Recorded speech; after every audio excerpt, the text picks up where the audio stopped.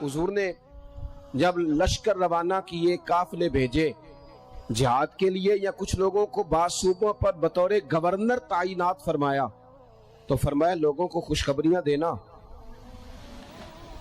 लोगों को खुशखबरियां देना, परेशान ना करना, लोगों पर आसानी करना, उन्हें मुश्किल में ना डालना। हुजूर उम्मत पर आसानी करते, क्यों? इस रिश्ते में हसासियत है। जब कुरान मजीद की वो आयात नाजिल हुई ना जिनमें सख्त अहकामात हैं, तो महबूब कई दिन रोते रहे अपनी उम्मत की इस तकलीफ में कि ये दोज़ख में जाएंगे। कई दिन तक हुजूर ने आंसू बहाए। सारा कुछ जानने वाले रब ने पैगाम भेजा। हजरत जिब्रील हाजिर बारगाह हुए, या रसूलल्लाह, रब फरमाते हैं परेशान क्यों है? कहा अल्लाह ने सख्त हुक्म दे दिया है, उम्मत कमजोर है, कैसा पूरा करेगी?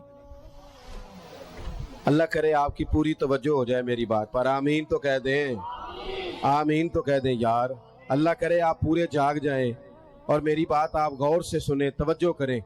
अजीज भाई, इस पर गौर करो। इस हसासी, आज उम्मत को कहा जाए ना तो दाढ़ी शरीफ रख ले, उसमें हसासियत ही नहीं आती।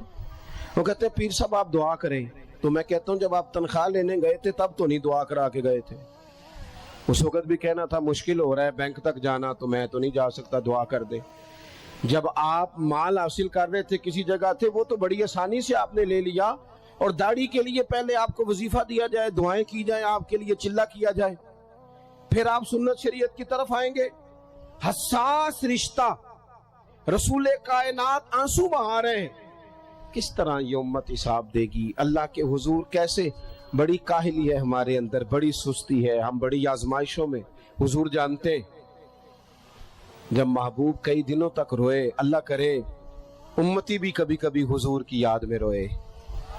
एक तो ये हमारी महफिलें हैं ना जिनमें मजबूर कर देता है खतीब, वाइज, नात खां, तो मजबूरन भी सुभान अल्लाह कहनी पड़ती है।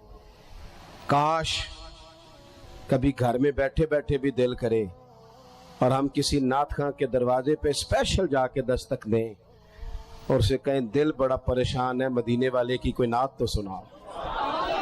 कभी ऐसा भी हो ना कि घर में पैसे ना मिलने पे तो टेंशन होती है, और कोई मुकदमा आ जाए तो परेशानी होती है, लड़ाई हो जाए तो होती है। कभी यूं भी तो हो ना, रात को अब्बा जी रो रहे हो बिस्तर पे और बड़ा रो रहे हो और तड़प के रो रहे हो, बच्चे आके अम्मा से पूछें क्या मसला है हमारे अब्बा को, कोई परेशानी है, कोई डॉक्टर को बुलाएं, कोई दुख है? अम्मा कहती है जाओ, तुम्हारे वाली बात नहीं। बच्चे इसरार करके कहते हैं नहीं अम्मा बता तो सही मसला क्या है। तो अम्मा ठंडी आह भर के कहती है पुत्र तुम्हारे बाप को ना नबी पाक का मदीना याद आता है, जिन्नू वेख के ठरदियां अखियां ने ते जिन्नू वेख के ठरदा सीना है, रब्बा तेरी सारी खुदाई च एक ही ते शहर मदीना है। पैसे जितने आगे जी इन्ने ही बड़े ने, उन्ना सुटियो थोड़ी मेहरबानी। असी किड्डी समझदार कौम आ, पहले आप ही खिलारी देने फिर आप ही इकट्ठी करी देने, कैसी बात है। गौस पाक की महफिल में लोग बंदे गिनते थे, तौबा किस किस ने की। हमारी महफिलों में लोग नोट गिनते हैं और स्पेशल बंदे रखे हुए नोट गिनने के लिए। बस करें यार, छोड़ दें, बड़ा हो गया ये काम हमारी। सुने जी, सुने, अल्लाह खुश रखे, अल्लाह आपको खुश रखे। और मेरे भाई अल्लाह जज़ा दे। सुने, हमें जो कुछ दीन ने दे दिया है वो हमारी औकात से पहले ही बड़ा ज्यादा है। तो ये नोट छोड़ तो ये तो बात ही पीछे रह गई है। सानू तख्त हजारे दी लोड़ की है, नाले की लगे शहर बमोल दे नाल, असी अपनी बाल के सेकने आ, सानू की लगे किसी और दे नाल। ये छोड़ दें ये काम, ये कोई इतना मुनासिब नहीं लगता। अल्लाह जज़ाए खैर दे। आप तवज्जो करें क्या अर्ज कर रहा हूँ। तो शदीद हुजूर सैयद आलम सल्लल्लाहु अलैहि वसल्लम रो रहे हैं आजमाइश में। उम्मत की आजमाइश को देखकर हुजूर रो रहे हैं कि उम्मत आजमाइश में। हजरत जिब्रील ने जाके अर्ज की, या रसूलल्लाह वो जो खास हसासियत है ना हुजूर की तबीयत में, उम्मत के हक में, उसके लिए हुजूर रो रहे हैं। तो रब करीम ने क्या पैगाम दिया? कहा कह दो महबूब से जाके, वाला सौफ युती का रब्बु का फतरदा, महबूब रब आपको इतना देगा कि आप अपने रब से राजी हो जाएंगे। राजी किया जाएगा उम्मत के हक में। और हुजूर फरमाने लगे जब तक सारी उम्मत जन्नत में नहीं जाएगी मैंने राजी नहीं होना। हुजूर का ये रिश्ता हसासियत वाला है। और चूंकि हमारे पास तो अब ہم بعض دفعہ لگتا ہے کہ زیادہ عالم ہو گئے لوگ، تو ہماری دیواروں پر نا، اسکولوں کی دیواروں پر انگریزوں کے قول بھی اب لکھے ہوئے ہیں، تو کئی دفعہ پوچھنے کو دل کرتا ہے انتظامیہ سے کہ حدیثیں ساری یاد ہو گئی ہیں بچوں کو، جو تمہیں اب قولوں کی ضرورت پڑ گئی وہ بھی غیروں کے اقوال تک تم آ گئے ہو۔ اس قوم کو تم نے حضور کے فرامین سارے سنا لیے۔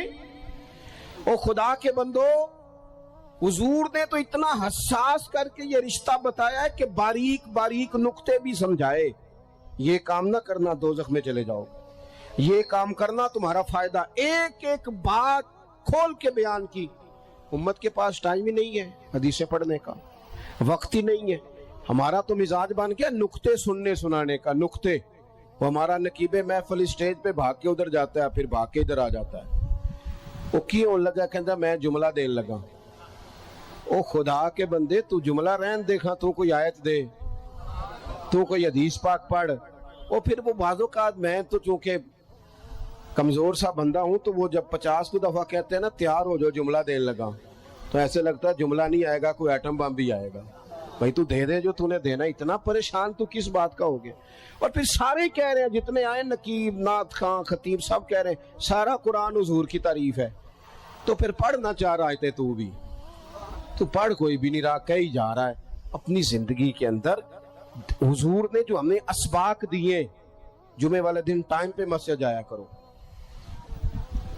مولوی نکمہ بھی ہو نا میری طرح کا، آپ وقت پہ جائیں گے تو وہ جلد تیاری شروع کر دے گا۔ آپ آخری 10 منٹ جاتے ہیں تو وہ کیا مولانا دیواروں کو تقریر سنائیں؟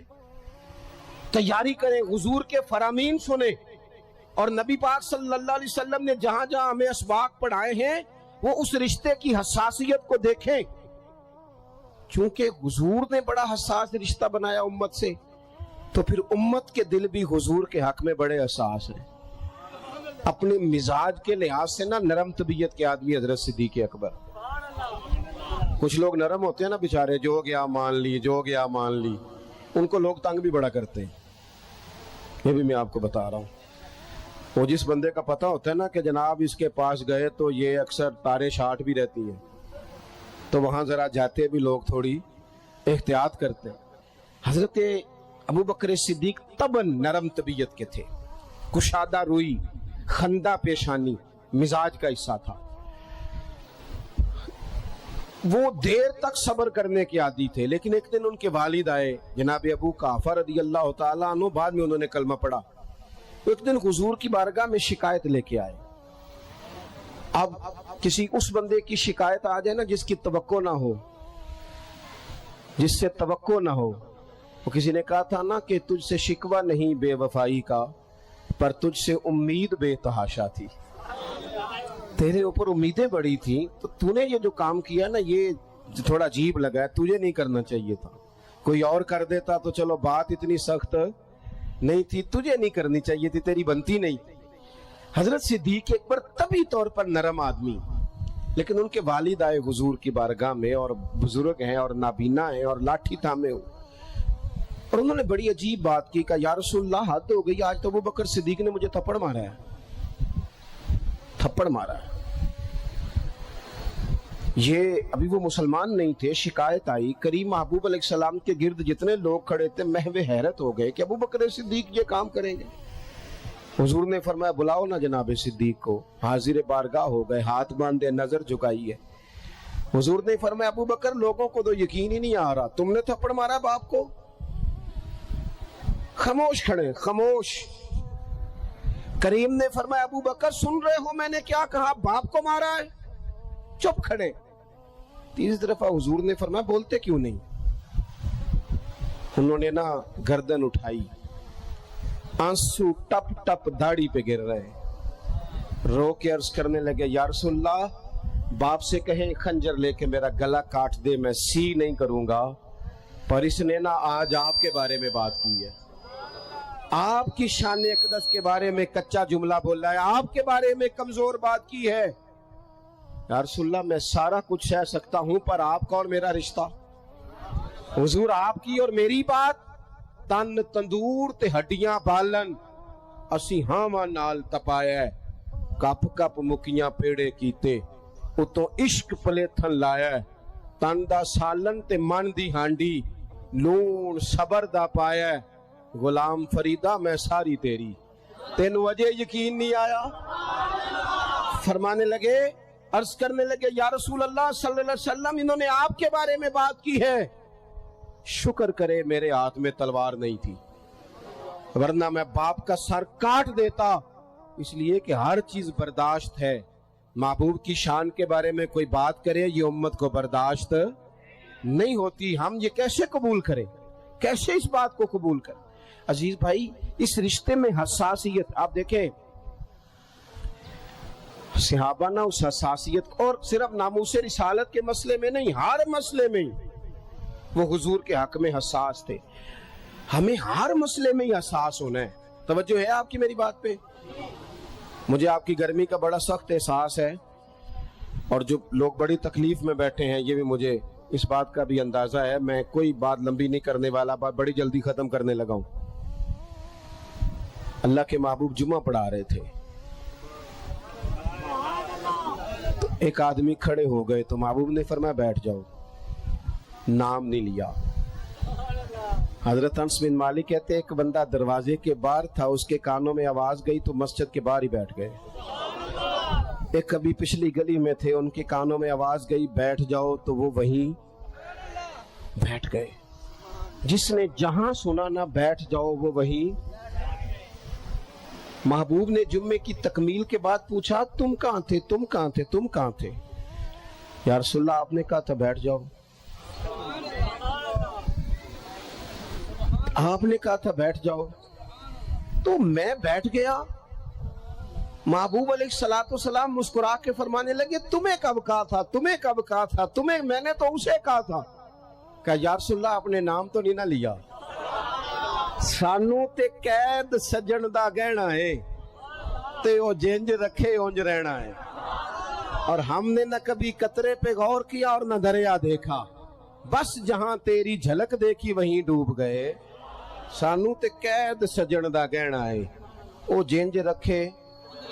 उसने कहा बैठ जाओ, तो चुप करके बैठ गए। बात खत्म हो गई।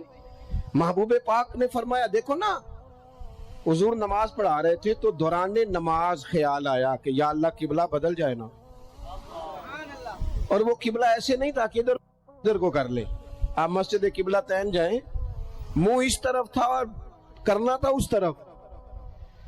तो महबूब ने 2 रखते इधर मुंह करके पढ़ाई। ये रिश्ता हसास है ना, इसमें बहस नहीं। और शरीयत का जब कोई हुक्म आए तो फिर उसमें बहस कैसे? मोमिन कह लेता है कि मैंने ठहर के दाढ़ी रखनी है, ये कैसे कह लेता है कि मैंने शरीयत पे अमल जरा ठहर के करना है? जरा ये तू कैसे कह लेता? तुझे हुजूर का पैगाम मिल गया और तू अभी तक कह रहा है जरा ठहर के, ये कैसे हो गया? ये तूने सोच कैसे लिया? इतना हसास। अम्मा बात कहे ना, अम्मा पुत्र 2 दफा तवज्जो ना करे तो अम्मा कहती है तू मेरी भी नहीं सुनता। 4 दफा पीर साहब को कहना पड़े तो हजरत शेख बिगड़ जाते हैं, कहते जा दौड़ जा। इतनी दफा कहे तो सुनता ही नहीं। मेरी तरह का छोटा मौलवी जो सवेरे अली बात आशा पढ़ाए, उसका बच्चा सबक पढ़ते मुंह इधर कर ले तो थप्पड़ मार देता है। कहते हो मैं तेनू सबक पे पढ़ाना, तकना किधर है? और यहाँ उम्मत का ये हाल है कि वो हुजूर का पैगाम भी तवज्जो से ना सुने, वो शरीयत इस्लामिया की बात पर भी गौर ना करे, और दीन पर अमल करने में ठहर के जरा ठहर के जरा ठहर के। सूद हराम है, वो कल भी हराम था, आज भी हराम है और कयामत तक हराम है। बीबी पर पर्दा जरूरी है। अगर कायनात की सबसे आला बीबियों ने पर्दा किया है तो इन बीबियों के लिए भी पर्दा जरूरी है। और अगर नाबीना से अभी आए और नबी पाक कहे अपनी अज़वाजे पाक से कि पर्दा करो, या रसूलल्लाह वो तो नाबीना है, फरमाया तुम्हें तो नजर आ रहा है ना। तो अगर जिनको कुरान माँ कहते हैं उनका पर्दा जरूरी है, तो पीर साहब से भी औरत का पर्दा जरूरी है। उस पीर से को तू शर्म कर, तू हया कर, शरीयत का पास कर। ये कैसे होगा कि तू बेपर्दा आके बैठ गया औरतों के बीच? किस तरह हो गया तू? कहां से वो तुमने दीन सीखा? इसमें शरीयत इस्लामिया का ही पास नहीं। आला हजरत बरेलवी रहमतुल्लाह अलैह पीलीभीत में किसी ने दावत दे ली, को शेख थे, तशरीफ ले गए तो औरतों के बीच बैठ के बेपर्दा तावीज बांट रहे थे। फाजले बरेलवी वापस आ गए। उनको किसी ने कहा वो आपके मेहमान तो जा रहे हैं, तो वो पीछे से दौड़े आए तो कहने लगे जनाब कुछ तो लिहाज करें आप, آپ جا رہے ہیں، فرمانے لگے میں نہیں جاتا آتا واپس جا رہا ہوں. کہا کچھ تو لحاظ کریں. فرمانے لگے تو شریعت کا لحاظ نہیں کرتا، میں تیرا لحاظ کروں؟ لیکن وہ بھی کمال ہی بندے تھے. کہنے لگے جی میں توبہ کرتا ہوں، آج کے بعد یہ کام نہیں کروں گا. فرمایا تو توبہ کرتا ہے تو پھر سینے سے لگ، پھر چلتے ہیں، پھر تو بات ختم ہو گئی. تو میرے عزیز، نبی پاک کے صحابہ ہر مسئلے میں حضور سید عالم کی ہر تعلیم پر عمل کرنے میں حساس تھے. اس طرف دو منہ کر کے رکھتے پڑھائیں، اگلی 2 رکعتوں میں چہرہ ادھر کر لیا، کسی نے نہیں پوچھا حضور یہ کیا ہوا. انہوں نے کہا بس ٹھیک ہے، جدھر حضور کا چہرہ ہمارا بھی ادھر ہی چہرہ. اپنی زندگی میں یہ والا حسن پیدا کریں. شریعت کے معاملے میں، نبی پاک کی محبت کے معاملے میں لیت و لالا چھوڑ دیں، اگر مگر چھوڑ دیں. کریں گے، دیکھیں گے، ہو جائے گا فلانی دیر کے بعد، یہ کام چھوڑ دیں. عمل کرنا ہے تو بس پھر 100% کرنا ہے. آخری بات یہ کہ آپ نے دستار فضیلت کی ہے طالب علموں کی.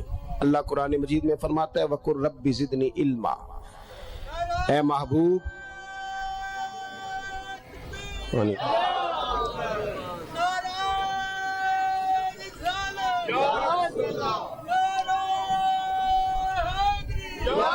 ماشاءاللہ، اللہ کریم نے محبوب پاک علیہ السلام سے کہا کہ اے محبوب آپ میری بارگاہ میں عرض کریں، آپ مجھ سے دعا کریں. کیا؟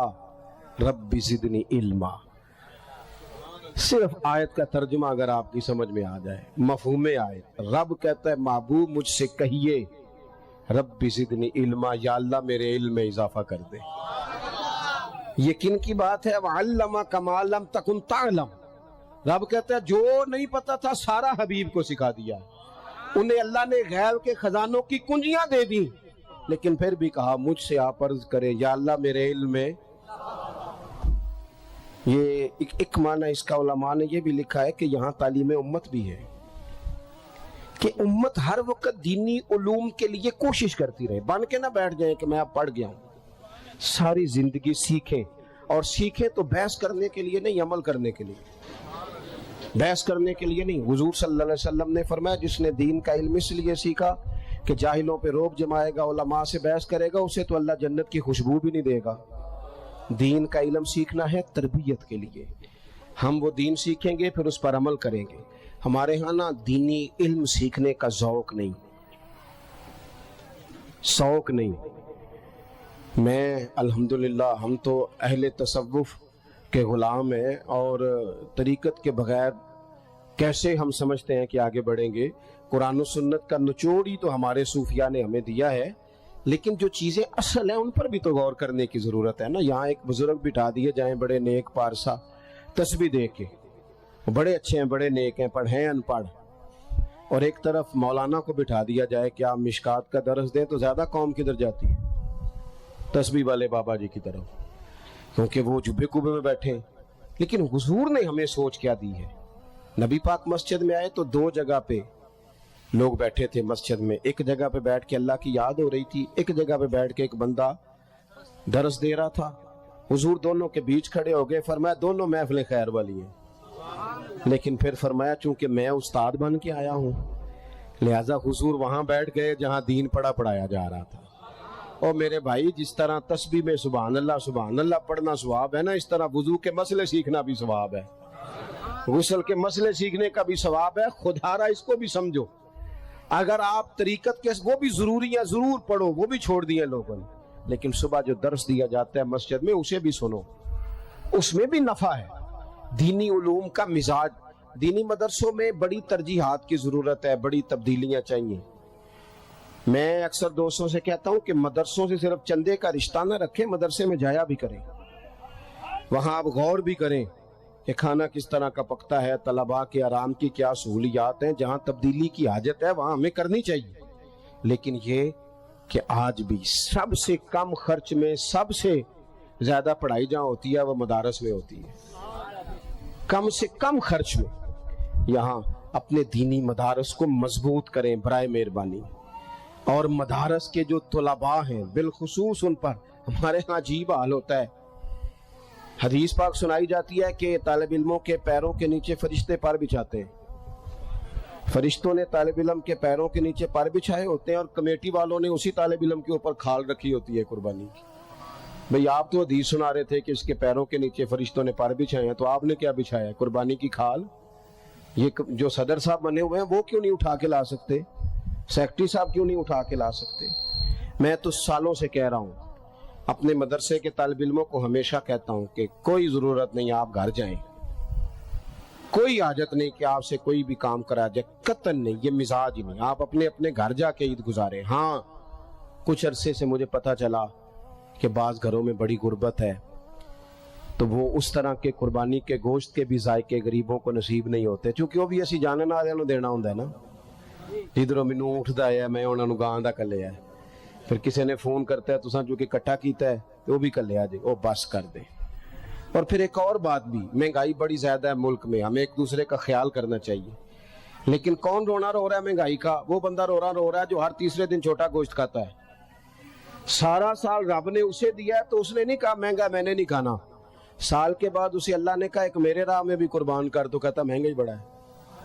پھر تو سارا سال کھاتا رہا تب تو نہیں، تو نے کہا مہنگا تھا، اب دینے کی باری آئی ہے۔ تو یہ حکومتیں جتنی ہیں نا کام کر رہی، جو پہلے گزری ہے، یہ آئی ہے، جتنی سیاسی جماعتیں اللہ ماشاءاللہ جو حکومت کر چکی ہیں یا کر رہی ہیں، مجھے تو ان سے کوئی امید نہیں یہ قوم کا کوئی سوچیں گے۔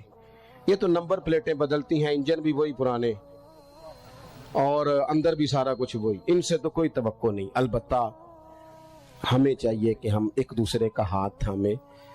عید پہ 3 دن عید ہے تو ایک جوڑا خرید لیں، ایک جوڑے میں 2 پرانے استعمال کر لیں، لیکن تھوڑا سا کم کریں خرچہ، اور تھوڑا دیکھیں ہماری گلی میں کون غریب بستا ہے۔ اگر ہم ووٹوں والے دن لسٹیں بنا سکتے ہیں نا کہ کدا ووٹ کتھے ہوئے تو وہ بندہ ایسے لے کتھے ہوئے، وہ اگر چھوڑ کے علاقہ چلا گیا تو وہاں سے جا کے لوگ کھینچ کے لے آتے ہیں کہ نہیں؟ تھوڑا علاقہ چنگیا میرے خیال اتنے انج نہیں ہوندا، تسی بول دے نہیں نا، ہاں پہنچ جاتے ہیں نا ادھر سے کہ آپ آئیں جناب، وہ کرتے ہو نا، ساری لسٹیں بن جاتی ہیں، پتہ چل جاتا ہے۔ یہ کیوں نہیں پتہ لگتا کہ کیڑے گھر آج روٹی نہیں پکی؟ یہ کیوں پتہ نہیں چلتا کہ فلانا مقروض ہے اسے کوئی جینے نہیں دے رہا؟ مقروض کو تو زکوٰۃ بھی لگتی۔ اگر ووٹوں کی لسٹیں بن جاتی ہیں تو یہ لسٹ نہیں بن سکتی قربانی کس کس نے نہیں کی۔ خدا را ایک دوسرے کا بازو تھامے۔ ہم تو اس محبوب کے ماننے والے ہیں جنہوں نے کہا کہ جس کا پڑوسی بھوکا سو گیا وہ تو اللہ رسول پہ ایمان ہی نہیں لایا۔ یہ کیسی بات ہے کہ ہم لوگ کھل کے کھائیں اور دائیں بائیں ہمارا خیال ہی نہ جائے؟ تو 3 باتیں عرض کی ہیں۔ سب سے پہلے تو نبی پاک سے ہمارا احساس والا رشتہ ہے، شریعت پر فوراً عمل کرنا چاہیے، ہمیں اپنے آپ کو پوری کوشش میں لانا چاہیے۔ دوسری بات، دینی علوم کی رغبت کریں، مسائل کو سیکھیں، ان پر عمل کریں، پوچھیں جس بات کا نہیں پتا۔ حضور علیہ السلام نے فرمایا سوال جو ہے یہ جہالت کو ختم کرتا ہے، پوچھ لیں سوال ادب کے دائروں میں۔ اور تیسری بات یہ کہ اپنے ارد گرد خیال کریں، غرباء کا، مساکین کا، یتیموں کا، ناداروں کا، ان لوگوں سے پیار کریں۔ ان سے پیار کرنا بھی مدینے والے کا طریقہ ہے، یہ بھی ہمیں حضور کی سنت کے قریب لے جائے گا۔ اللہ تعالیٰ میری اور آپ کی حاضری قبول فرمائے۔ آخر دعوایا ان الحمدللہ رب العالمین۔